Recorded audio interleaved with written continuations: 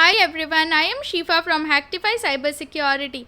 In this video, I am going to solve the third lab of insecure deserialization from Portswigger Academy. If you have not checked out the first and second part of insecure deserialization, I would request you to go back and check it out.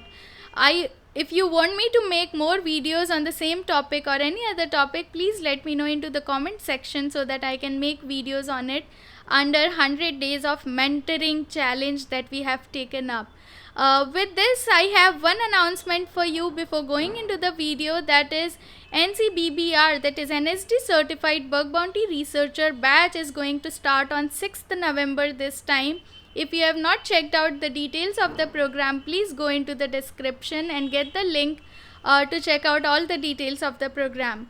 NCBBR is a program that also gives you access to cyber range labs as well as all the attacks that we are going to perform. All the vulnerabilities and test cases are being done on live websites to give you the exact same feel that you are going to get in industry. I would request you to go and check out all the details of the program from the description, which is just going to start on 6th of November. Let's go into the video and check out about insecure deserialization, how it works, and let's go and solve the lab.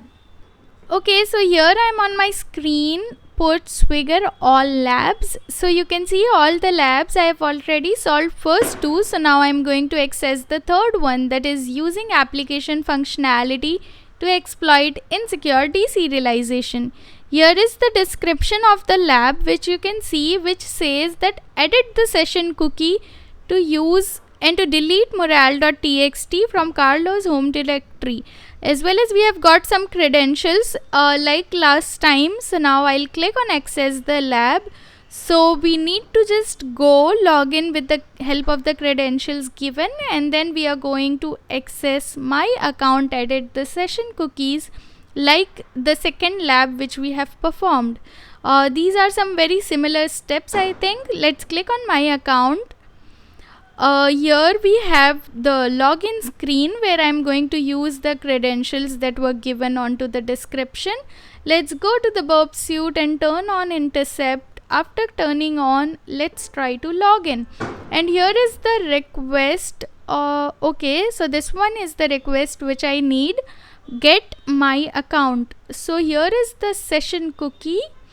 We can go to right hand side and we can see the decoded form of the cookie. As you can see, here is the decoded version. We can do it with different way as well. As I have shown into the previous video, we can go to smart decoder and we can decode it. Let's go to the Sublime. I'm just going to paste the cookie which I copied. Here is the cookie which I have got, so I'll just keep it as it is. Now here is one new thing that I can see, that is avatar link, and here is the user which I am currently logged in with, and you can see S19. Okay, so now let's go and forward this request, turn off intercept because I couldn't find anything. Now I am onto the another screen. As you can see, we have seen something into the description related to delete, and as per the description I am also able to see some delete account functionality from here. As you can see over here, we have got morale.txt and we got to delete that from Carlo's home directory. So now what we can do is we can just try to capture this delete request.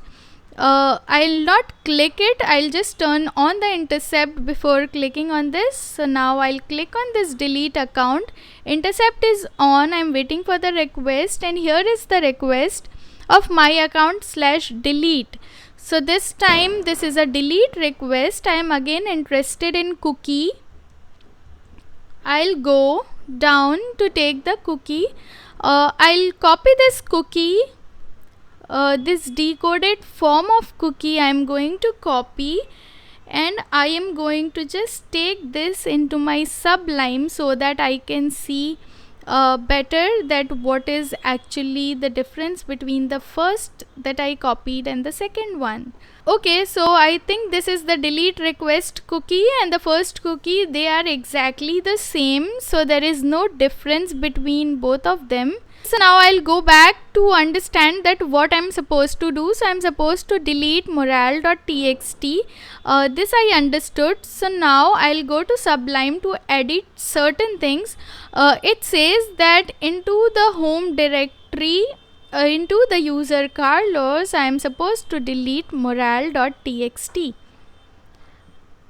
I hope this is correct. It says home directory, so I'll just put a forward slash. After counting this, this is 23. So what we can do is we can just replace this 19 to 23, because as we have discussed, the object should have the correct numbers, otherwise the characters into the values, otherwise it is going to corrupt the object. So according to home Carlos morale.txt, it becomes 23 string characters.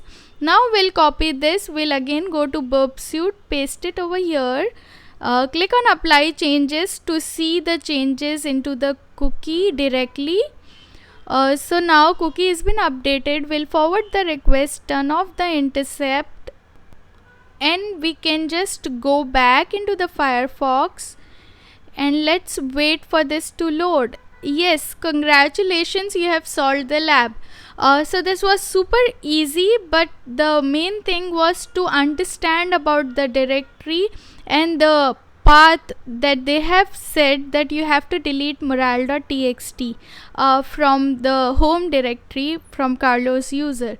So I hope you understood that how we can solve this particular lab from Web Security Academy. Okay, so I hope that you understood the third lab of insecure deserialization from Portswigger Academy. I also have an announcement that we are helping students to get placed in different organizations. So if you are someone who is looking for a job, entry-level job in cybersecurity, please feel free to fill the Google form that we have added into the description box. That is the shortlisting form. Once your profile has been shortlisted, Hacktify team is going to contact you to understand about your profile. We may ask you about some technical questions, and once you are selected, we are going to send you to different organizations for interviews. We do not charge anything for this. This is just to help the community members along with the 100 days mentorship that we have taken up. So this is also one thing that we are doing to help students reach out to good organizations and get a good job in the very beginning of their career. So I hope this will help you out to get a good job and to good start into cybersecurity. Thank you so much for taking out your time completing this video till the end.